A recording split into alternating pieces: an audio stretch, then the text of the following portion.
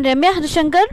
നിങ്ങൾ ആദ്യമായിട്ടാണ് എൻ്റെ ചാനൽ വിസിറ്റ് ചെയ്യുന്നതെങ്കിൽ എല്ലാവരും ആ സബ്സ്ക്രൈബ് ബട്ടൺ ക്ലിക്ക് ചെയ്യുക. അതോടൊപ്പം സൈഡിലുള്ള ബെല്ലൈക്കണും ക്ലിക്ക് ചെയ്യുക. അപ്പോൾ ഞാൻ പുതിയ വീഡിയോ ലോഡ് ചെയ്യുമ്പോൾ നിങ്ങൾക്ക് അതിൻ്റെ നോട്ടിഫിക്കേഷൻ വരും. Hey guys, welcome back to my channel. ഇന്ന് ഞാൻ ഷെയർ ചെയ്യാൻ പോകുന്നത് ഒരു ദീപാവലി സ്പെഷ്യൽ റെസിപ്പിയാണ്. സ്വീറ്റ് ആണ്, ബാദുഷയാണ് ഞാൻ ഇന്ന് ഷെയർ ചെയ്യാൻ പോകുന്നത്. അപ്പോൾ ബാദുഷ ഉണ്ടാക്കാൻ വേണ്ടിയിട്ട് ഞാൻ ഇവിടെ 3/4 കപ്പ് മൈദപ്പൊടി അല്ലെങ്കിൽ മൈദ മാവ് എടുത്തു വെച്ചിട്ടുണ്ട്. അതിൻ്റെ കൂട്ടത്തിൽ ഒരു നുള്ള ഉപ്പ്, അതായത് ഒരു പിഞ്ച് ഉപ്പ്, ആ ഷുഗറൊക്കെ ഒന്ന് ബാലൻസ് ചെയ്യാൻ വേണ്ടിയിട്ട്. പിന്നെ ഒരു 1/2 ടീസ്പൂൺ പഞ്ചസാര, 1/4 ടീസ്പൂൺ ബേക്കിംഗ് പൗഡർ, ഇത്തിരി എടുത്തിട്ടുണ്ട്. നമ്മൾ 3/4 കപ്പ് മെഷർമെൻറ്റിലാണ് ഇതെല്ലാം കാണിക്കുന്നത്. അപ്പോൾ ഇതിൻ്റെ എക്സ്ട്രാ വേണമെന്നുണ്ടെങ്കിൽ ഇതിൻ്റെ ഡബിൾ ക്വാണ്ടിറ്റി എടുക്കണം, ബാക്കി എല്ലാ ഇൻഗ്രീഡിയൻസും.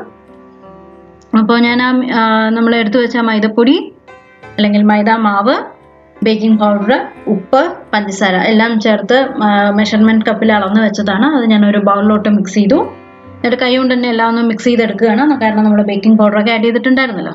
അപ്പോൾ അതൊന്ന് കൈ കൊണ്ടൊന്ന് മിക്സ് ചെയ്യുക. ഇനി നമുക്ക് ഇതിലോട്ട് ഏകദേശം ഒരു 2 ടേബിൾ സ്പൂൺ തൈര് ആഡ് ചെയ്ത് കൊടുക്കുകയാണ്. തൈര് ആഡ് ചെയ്തിട്ട് കൈ കൊണ്ട് വീണ്ടും നന്നായി ഒന്ന് മിക്സ് ചെയ്തെടുക്കുക.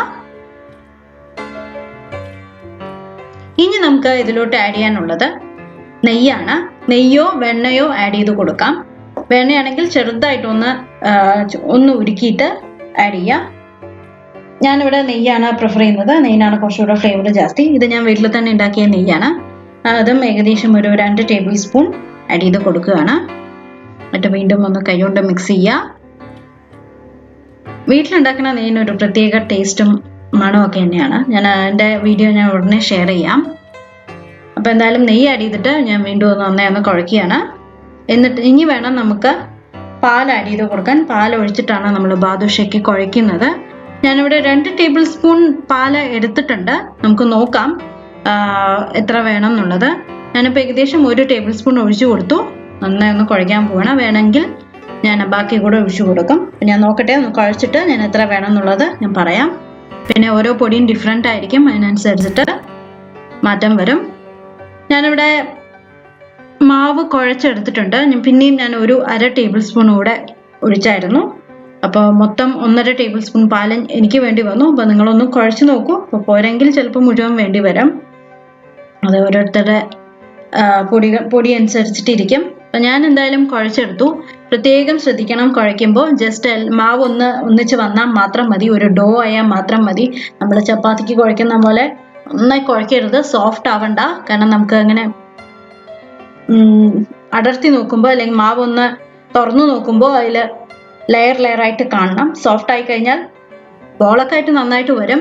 കാരണം പിന്നെ ഫ്രൈ ചെയ്തെടുത്ത ശേഷം നമ്മൾ പഞ്ചസാര പാനിയിൽ ഇടുന്ന സമയത്ത് അത് പഞ്ചസാര പാനി ഉള്ളിലോട്ട് പിടിക്കില്ല. അതിന് വേണ്ടിയിട്ടാണ്. അപ്പോൾ ഞാനത് തുണി കൊണ്ട് അടച്ചിട്ട് ഒരു 15 മിനിറ്റ് മാറ്റി വെച്ചു. ആ സമയം കൊണ്ട് നമുക്ക് പഞ്ചസാര പാനി കൂടെ തയ്യാറാക്കി എടുക്കണം.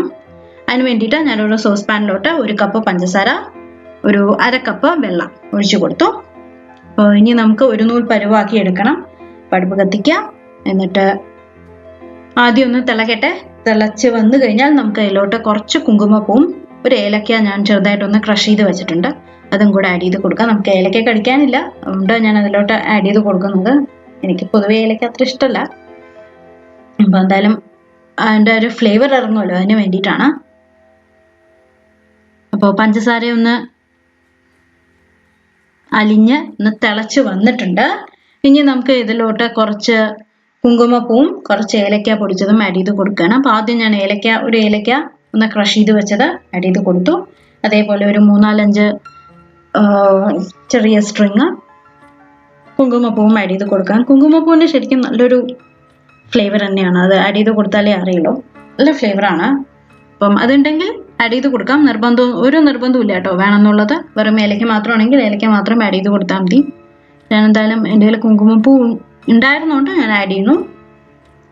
ഇനി നമുക്ക് ഇതിനെ ഒരു നൂൽ പരുവാക്കണം. അപ്പോൾ ആ സമയം കൊണ്ട് ആ ഫ്ലേവറൊക്കെ ഒന്ന് അതിലോട്ട് പിടിച്ചോളും.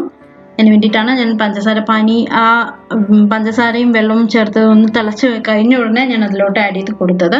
അപ്പോൾ ഒരു നൂൽ പരുവായി കഴിഞ്ഞാൽ കണ്ടില്ലേ, ക്യാമറ ബോക്സ് ആണില്ല, എന്നാലും കാണുന്നുണ്ടാവുമെന്ന് വിചാരിക്കുന്നു. ഒരു നൂൽ പരുവായിട്ടുണ്ട്. അപ്പോൾ ഇനി നമുക്ക് തീ ഓഫ് ചെയ്തിട്ട് ഇത് അപ്പുറത്തെ ഗ്യാസിലോട്ട് മാറ്റി വെക്കാം. ഞാൻ ഓൺ ചെയ്യുന്നില്ല, ബാക്കി ചൂടിൽ ഇരുന്നോട്ടെ.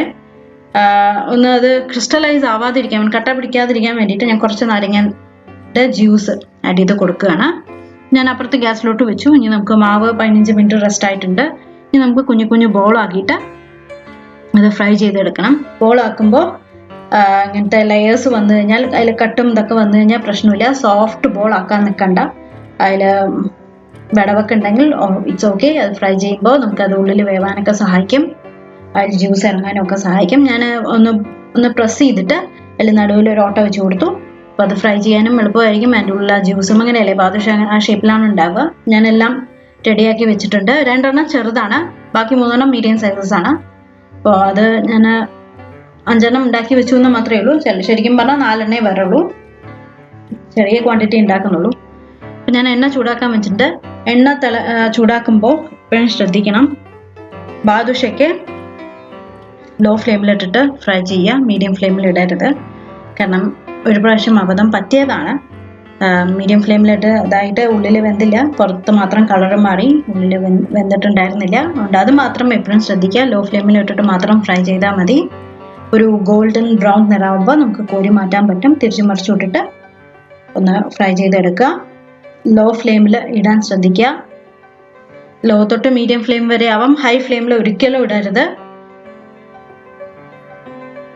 ഒരു ഗോൾഡൻ ബ്രൗൺ നിറമായി കഴിഞ്ഞാൽ ഞാൻ കോരി മാറ്റാൻ പോവാണ്. അതേമാതിരി ബാക്കിയുള്ളതും ഞാൻ ഫ്രൈ ചെയ്തെടുക്കാൻ പോവാണ്. ഒന്നുമില്ല, നമ്മൾ അതിനെ ബോളാക്കി നടുവിലൊരു കുത്തു കൊടുത്തു, അത്രയേ ഉള്ളൂ. എന്നിട്ട് ഫ്രൈ ചെയ്യാം. ചൂടായ എണ്ണയിലോട്ട് ആഡ് ചെയ്ത് കൊടുത്തു. അപ്പോൾ ഫസ്റ്റ് 1 ആയിട്ടുണ്ട്. അതേമാതിരി ഞാൻ ബാക്കിയുള്ളതും ഫ്രൈ ചെയ്തെടുക്കുകയാണ്. അപ്പം ഞാൻ പഞ്ചസാര പാനി നമ്മൾ റെഡിയാക്കി വെച്ചിട്ടുണ്ടായിരുന്നു, ചൂടാറിയിട്ടില്ല. ചൂടാറിയിട്ടുണ്ടെങ്കിൽ ജസ്റ്റ് ഒന്ന് ചൂടാക്കുക, എന്നിട്ട് അതിലോട്ടിട്ട് കൊടുത്താൽ മതി. ഇത് വെന്ത് കഴിഞ്ഞാൽ നമ്മുടെ ബാദുഷ പഞ്ചസാര പാനിയിൽ ഇടുന്നതിന് മുമ്പ് വെന്ത് വരില്ലേ, അത് ഭയങ്കര ലൈറ്റ് ആയിരിക്കും. അതാണ് ആയി എന്നുള്ളതിൻ്റെ പാകം. അപ്പം ഞാൻ എല്ലാം ഫ്രൈ ചെയ്ത് എടുത്തിട്ടുണ്ട്. ഞാൻ ആ പഞ്ചസാര പാനിയിലോട്ട് അത് ആഡ് ചെയ്ത് കൊടുക്കുകയാണ്. ഒരു 5-6 മിനിറ്റ് അതിൽ തന്നെ ഇട്ട് വയ്ക്കുക. അപ്പം അത് നന്നായി പഞ്ചസാര പാനിയൊക്കെ ഉള്ളിലോട്ട് ഇറങ്ങി നന്നായി സോക്കായിട്ട് വരും. നല്ല ആ ടേസ്റ്റ് നന്നായി വരുള്ളൂ അതിൻ്റെ ഉള്ളിലോട്ട്. ഇത്രയേ ഉള്ളൂ, നമ്മുടെ ബാദുഷ റെഡിയായി. 7 മിനിറ്റ് ഇങ്ങനെ തിരിച്ചു മറിച്ചു വിട്ട് കൊടുക്കുക. ഇടയ്ക്കിടയ്ക്ക് എല്ലാം അതേപോലെ പഞ്ചസാര പാനിയിലിട്ട് എടുക്കുക. കഴിഞ്ഞാൽ നമുക്ക് ഇതൊന്ന് കോരി മാറ്റി പിന്നെ കഴിക്കേണ്ട താമസം മാത്രമേ ഉള്ളൂ. അപ്പോൾ നമ്മുടെ ബാദുഷ എന്തായാലും റെഡിയായി. ഞാനൊരു 7 മിനിറ്റ് സോക്ക് ചെയ്ത് വെക്കട്ടെ.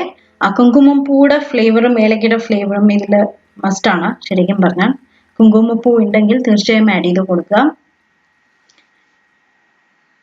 അപ്പോൾ ഞാൻ 7 മിനിറ്റ് സോക്ക് ചെയ്ത് വെച്ചു, വേറെ ഒരു പ്ലേറ്റിലോട്ട് ആക്കുകയാണ്. ഇനി നമുക്ക് സെർവ് ചെയ്യാം. ഇത്രയേ ഉള്ളൂ. ഇനി ഒന്നുകൂടി ഉണ്ട് ഇതിലോട്ട് സോക്ക് ചെയ്യാൻ. അപ്പോൾ അതുകൂടെ ഞാൻ സോക്ക് ചെയ്ത് വെച്ച ശേഷം ഞാൻ എന്തായാലും സെർവ് ചെയ്യാൻ പോവുകയാണ്. നമ്മുടെ ബാദുഷ റെഡിയായി. ഞാൻ അതിൻ്റെ മേലെ കുറച്ച് പിസ്ത കട്ട് ചെയ്ത് വെച്ചത് ആഡ് ചെയ്ത് കൊടുത്തു. എന്തായാലും ട്രൈ നോക്കുക.